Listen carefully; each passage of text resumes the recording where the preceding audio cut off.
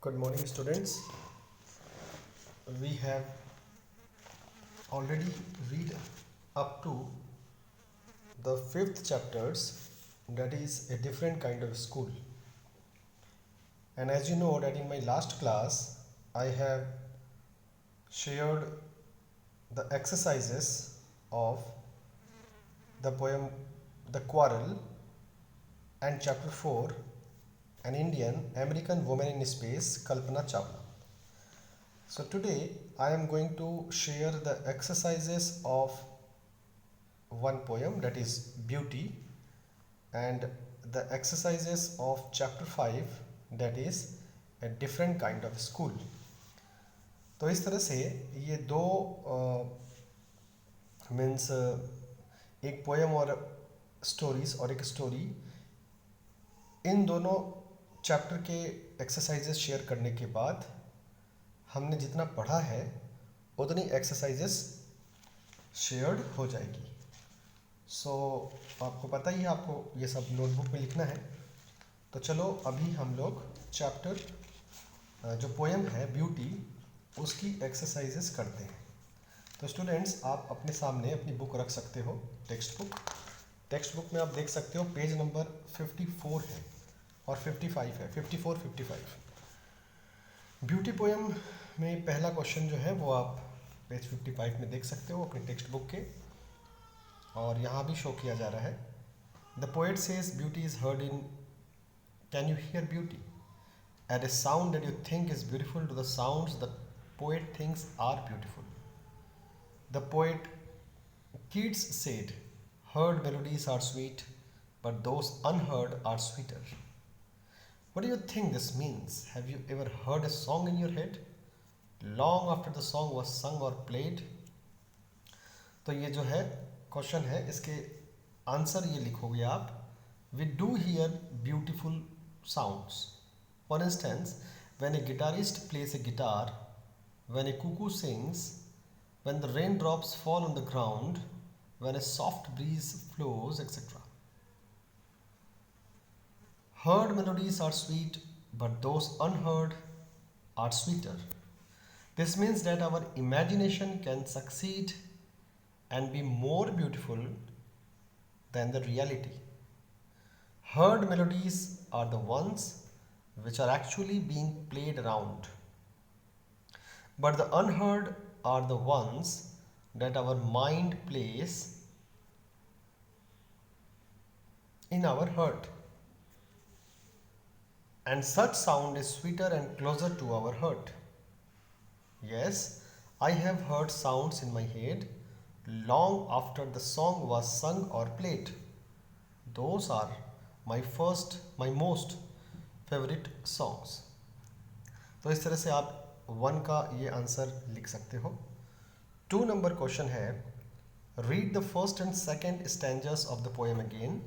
Note the following phrases: corn growing, people working और dancing, wind sighing, rain falling, a singer chanting. This could be written as corn that is growing, people who are working or dancing. Can you rewrite the other phrases like this? Why do you think the poet uses the shorter phrases? तो answer लिख सकते हो बच्चों. Here are some more examples of such short phrases: stream flowing, mind blowing, children laughing, mob shouting, etc. I think the poet uses the shorter phrases to give a musical rhythm to the poetic lines. तो इस प्रकार से ये 2 question के जो answer हैं ये आपको शेयर कर दिए गए हैं. तो you need to write question number 1, पूरा क्वेश्चन उतारोगे and then write the answer. Question 2, पूरा क्वेश्चन उतारोगे and then write the given answer. 3 question जो है वो है find pictures of beautiful things you have seen और हर्ड ऑफ. तो ये होमवर्क है आपका. The third one is your homework. Find pictures of beautiful things you have seen और हर्ड ऑफ. हमारे नेचर में जो खूबसूरत चीज़ें मिलती हैं, वो कोई इंसेक्ट हो सकता है खूबसूरत, कोई एनिमल हो सकता है खूबसूरत, डिफरेंट काइंड ऑफ फ्लावर्स हो सकते हैं खूबसूरत, या कोई विशेष प्रकार का पेड़ हो सकता है, या फिर कोई नेचुरल सीनरी या नेचुरल थिंग्स हो सकती है, जैसे कि माउंटेन्स, ठीक है, या वाटरफॉल। तो ऐसी ही कुछ चीज़ें जो आपको नेचर में खूबसूरत लगती है या जिनके बारे में आपने सुना है, उनकी कुछ पिक्चर्स कलेक्ट करो, ठीक है। तो आपको ये करना है, आपको सिर्फ 5, मैं ज़्यादा नहीं दे रहा हूँ आपको, ओनली 5 ब्यूटीफुल थिंग्स की पिक्चर्स आप लास्ट ईयर की या कोई भी पुरानी जो अभी आपके यूज़ में नहीं है ऐसी बुक से कटिंग करके आप अपनी नोटबुक में चिपकाओगे। या फिर एक दूसरा ऑप्शन ये भी अवेलेबल है कि आप इंटरनेट से जो है डाउनलोड करके कुछ ब्यूटीफुल पिक्चर्स उसका प्रिंट निकाल करके छोटे छोटे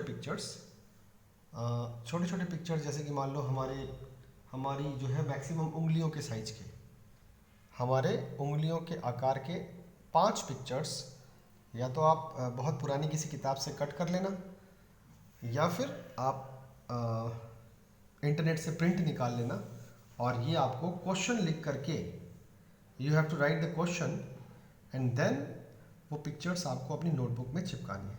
कोशिश करना कि वो जो पिक्चर हो उसके जो पेज हो वो ज़्यादा थिक नहीं हो, मतलब ज़्यादा मोटे नहीं हो पेज, वरना फिर आपकी नोटबुक अजीब सी हो जाएगी। पतले पतले पेज हो, ठीक है, थिन पेज हो, और थिन पेज की पिक्चर्स को आप 5 पिक्चर्स को आपको नोटबुक में चिपकाना। So this is your homework. और 4th नंबर क्वेश्चन जो है वो है write a paragraph about beauty, use your own ideas along with the ideas in the poem, you may discuss your ideas with your partner. तो ये एक question है। तो इस क्वेश्चन का आंसर मैं आपको होमवर्क ही देना चाहूँगा। मैं दिखा सकता था ये question, I may have written you this answer, but I think that आप इसको कोशिश करो, just try. It is not necessary that you will do it perfectly correct, लेकिन इसको कोशिश करो। इसमें ये बोला है कि आपको ब्यूटी टॉपिक के ऊपर एक पैराग्राफ लिखना है। तो मैं आपको लेंदी पैराग्राफ नहीं दे रहा हूँ, ओनली 5 लाइन्स का दे रहा हूँ, 5 लाइन। ब्यूटी टॉपिक के ऊपर 5 लाइन का एक पैराग्राफ लिखना है, अपने आइडियाज़ लिखने हैं, या पोएम से भी कोई थोड़ी बहुत चीज़ ले सकते हो। ऐसा नहीं कि पूरी आइडिया सारी बातें आप पोएम की ही लिख दिए, ऐसा नहीं भाई। कुछ बच्चे ऐसे हो सकते हैं जो पोएम को ही स्टोरी बना करके 5 लाइन लिखते हैं, ऐसा नहीं करना आपको। जैसे 5 लाइन लिखोगे या 5 आइडियाज़ लिखोगे तो उसमें से 1 या 2 आइडिया आप पोएम की ले सकते हो, लेकिन बाकी 3 से 4 आइडिया आपको अपने दिमाग से लिखना पड़ेगा। और ऑब्वियसली आप अपने घर में किसी से डिस्कस भी कर सकते हो इसको। अभी तो फ़िलहाल क्लासरूम नहीं चल रही है, तो स्टूडेंट्स अगर आपके आसपास कोई फ्रेंड रहता है तो आप उनसे डिस्कस कर सकते हो, otherwise you may discuss with your parents also. So 3 and 4 are your homework and both you have to do in your notebook, ठीक है। नाउ अब हम लोग आगे बढ़ते हैं।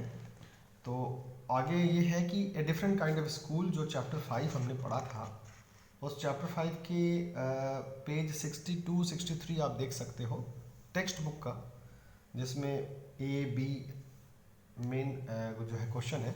तो फर्स्ट नंबर जो है, ए नंबर क्वेश्चन जो है, it is put this sentences from the story in the right order and write them out in a paragraph, don't refer to the text। ये एक्चुअली जम्बल्ड सेंटेंसेस दिए हुए हैं। ये question भी आप देख पा रहे हो स्क्रीन में, जो आपके टेक्स्ट बुक में है वो इसमें भी है।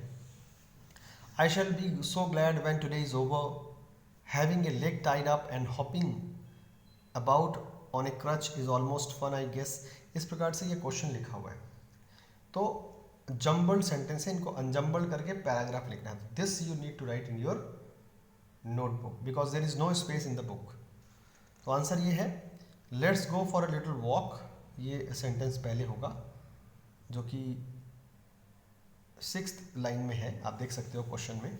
तो let's go for a little walk, only you must tell me about things, I shall be so glad when today is over, The other bad days can't be half as bad as this. Having a leg tied up and hopping about on a crutch is almost fun, I guess. I don't think I will mind being deaf for a day, at least not much, but being blind is so frightening. तो ये आपका answer है which you have to write in your notebook. Students, अगर ये class होती, classroom अगर अभी फ़िलहाल चल रहा होता, तो मैं आपको क्लास में खड़ा करके हर बच्चों को 4 या 5 बच्चों से पूछता कि आप इसका आंसर ट्राई करो। फर्स्ट नंबर पे कौन सा सेंटेंस आना चाहिए, सेकंड ऑर्डर में, थर्ड ऑर्डर में, फोर्थ ऑर्डर में कौन कौन सा सेंटेंस आना चाहिए। तो ये पहले मैं डिस्कस करवाता बच्चों से, और डिस्कस करवाने के बाद ही मैं आपको ये आंसर बताता। लेकिन डिस्कशन अभी पॉसिबल नहीं है, तो इसलिए मुझे आपको आंसर ही बताना पड़ रहा है। तो you have to write this in your notebook. और इसके बाद जो है स्टूडेंट्स क्वेश्चन आंसर्स आते हैं बी नंबर में 1 से 4 तक 4 क्वेश्चंस हैं। तो देखते हैं इनके आंसर्स क्या हो सकते हैं। क्वेश्चन उतारोगे पहला, why do you think the writer visited miss Beam school. तो आंसर लिखोगे, the writer had heard a lot of praise about the unique teaching methods of Miss Beam's school. So he visited her school to have a personal experience about the new methods of teaching. ठीक है। Number 2 है, what was the game that every child in the school had to play. तो इसका answer लिखोगे, in Miss Beam's school every child had to play the role of being blind, deaf, mute, injured or lame for a particular day. This was like a game that they had to play, and this formed a key part of their training. ठीक। Third question है, each term every child has one blind day, one lame day. तो complete the line, which day was the hardest, why was it the hardest.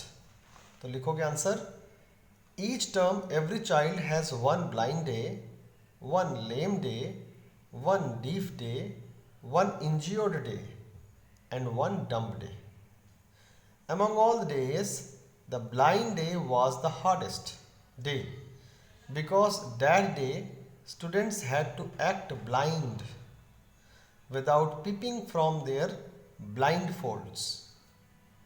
They felt as though they were going to be hit or would bump into things every moment.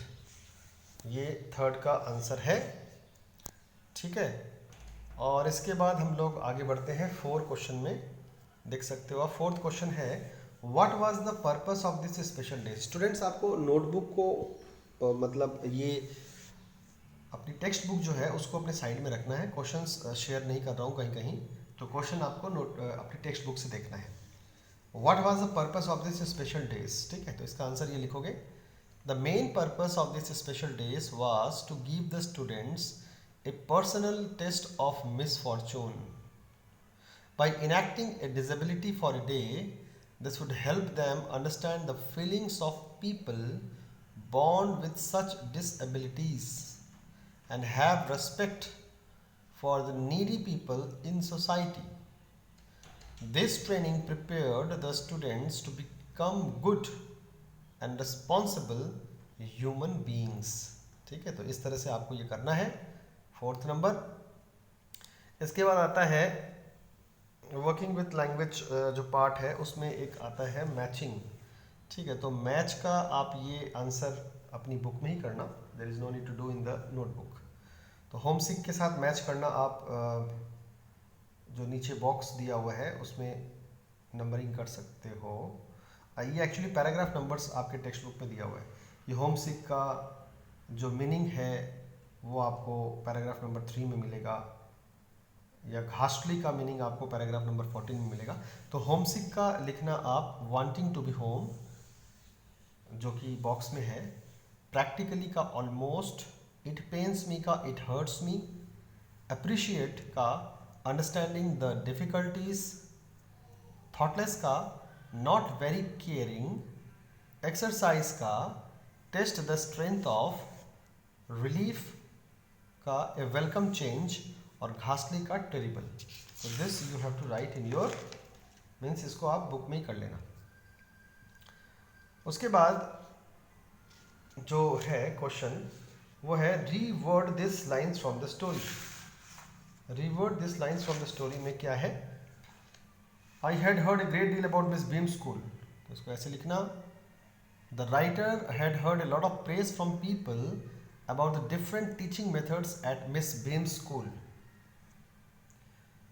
2 में है Miss Beam was all that I had expected, middle aged full of authority, इसका लिखना, the writer found Miss Beam as a middle aged woman with full of authority. I went to the window which overlooked a large garden, का लिखना, the writer looked out of the window and saw a large garden.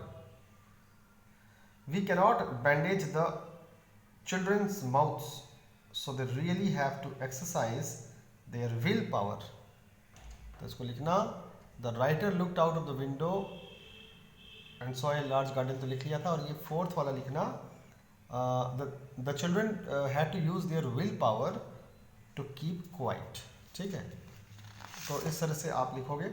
और C number question जो है, अच्छा ये जो B number अभी भी मैंने ये बताया, ये जो स्क्रीन में देख रहे हो आप B नंबर के आंसर, ये मेरे ख्याल से आपको बुक में स्पेस नहीं मिलेगा, you have to write in your notebook.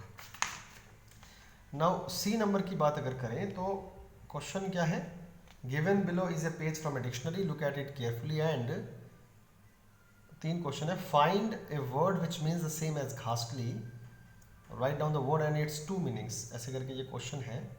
और दूसरा क्वेश्चन है find a word meaning a part of the school year, और तीसरा है find a word that means examination. तो आप इसका आंसर ये लिख सकते हो कि TERR का टेरेस, TERR से, फिर terrible, terribly, territory, terrify, terror, terrain, ये सारे TERR से शुरू होने वाले वर्ड हैं और जिसका मीनिंग घासली है। और दूसरा है word meaning of A part of the school year, का लिखना, show given after bring such before, ऐसे लिख देना। अच्छा ये जो आंसर मैं आपसे शेयर कर रहा हूँ, it is actually answer C का 2 एक्चुअली है, C का 2 है ये। Make list of all the words on the page plus any more that you can think of that begin with TERR, page number 65, sorry ये page 65 के answer है, ठीक है, पेज 65 का नंबर 2 के 1 to 3 के आंसर है। तो TERR से शुरू होने वाले वर्ड्स आप स्क्रीन में देख पा रहे हो। और 2 नंबर जो है वो क्या है, 5 words that may follow the last word on the page that, तो इसको show, given, after, bring, such, before, ये इसके आंसर है।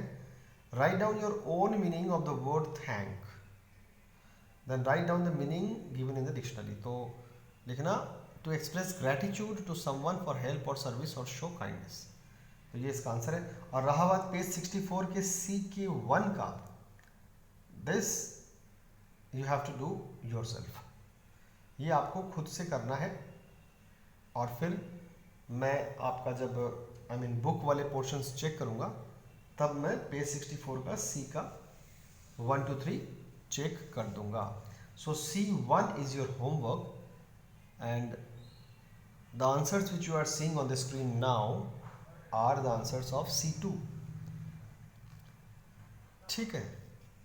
इसके बाद एक जो क्वेश्चन है वो आता है, ये बहुत ही इंटरेस्टिंग क्वेश्चन है, ये आता है आपका स्पीकिंग एंड राइटिंग पोर्शन में। आप पेज नंबर 66 एक बार निकाल सकते हो। पेज 66 में A और B 2 क्वेश्चन हैं। तो A नंबर क्वेश्चन जो था वो था, make a short list of things you find difficult to do, for example turning a somersault, threading a needle, compare your list with the others in the class, can you explain why you find this things difficult to do. ये भी आपका homework है। Page 66 का A, I mean speaking and writing का A is your homework. इसमें आपको short list जो बोले हैं, इसमें आप 5 पॉइंट्स लिख दो। आपको 5 पॉइंट्स लिखने हैं। ऐसी कौन सी चीज़ें हैं जो आपको करना मुश्किल लगता है। फॉर एग्जांपल, जो 2 एग्जांपल दिए हैं बुक में विद द पिक्चर, वो पहला एग्जांपल है समर सॉल्ट करना, यानी कि गुलाटी गुलाटी करना या गुलाटी लेना। और उस दूसरा है कि सुई में धागा डालना। तो ये 2 मुश्किल काम है। इन दोनों के अलावा आपको 5 और मुश्किल काम लिखने हैं। मान लो अगर किसी बच्चे को बाइक, ऑब्वियस सी बात है आप क्लास 6 में हो और मोस्ट ऑफ द स्टूडेंट्स को बाइक या स्कूटी चलानी नहीं आती होगी, तो आप एक टफ वर्क या टफ टास्क, डिफ़िकल्ट टास्क आप लिख सकते हो कि राइडिंग ए स्कूटर या राइडिंग ए बाइक, क्या बोलते हैं, राइडिंग ए स्कूटर और मोटर बाइक। ठीक है, तो ये एक पॉइंट हो सकता है और बाकी के 4 आप खुद से ट्राई करना। तो ये आपको करना है और इसको नोटबुक में ही करना आपको। द स्क्रीन, अभी जो स्क्रीन में आप देख पा रहे हो, ये बी का आंसर है। ये मैं आपसे शेयर कर रहा हूँ। बुक सामने रखनी है, क्वेश्चन देखो। Look at your hands carefully, now write down for each finger how action for which that finger is particularly important. For example, the second or index finger helps to hold the knife down firmly when cutting. हर एक हमारी उंगली के हर एक प्रकार की उंगली के क्या क्या एक्शन है वो आपको लिखने बोला गया है। तो आप ये लिख सकते हो, थंब यानी अंगूठा, it helps in holding a pen और पेंसिल वाइल राइटिंग। ये आंसर आपको नोटबुक में ही लिखना है। क्वेश्चन उतारोगे फिर नोटबुक में आंसर भी उतारोगे। तो इस चैप्टर में जो अभी हमने ये जो चैप्टर किया है, डिस्कस किया है, ये डिफरेंट काइंड ऑफ स्कूल, इसमें काफ़ी सारी एक्सरसाइज ऐसी है, क्वेश्चन आंसर्स के अलावा भी काफ़ी सारी एक्सरसाइज ऐसी है, 4-5, जो आपको नोटबुक में ही करनी होगी, because there is no space in the book. तो बी का पहला पॉइंट है कि थंब के बारे में आपको ये लिखना है, it helps in holding a pen और pencil while writing. Second finger यानी थंब के ठीक बाद वाला फिंगर जो है उसको इंडेक्स फिंगर कहा जाता है, ठीक थंब के पास वाला, इसके बारे में लिखना है, it helps in holding knife while cutting vegetables और फ्रूट्स। थर्ड वाला यानी थंब से थर्ड वाला को मिडिल फिंगर कहा जाता है, इसको लिखोगे, इट हेल्प्स इन स्केचिंग और holding a paint brush while painting.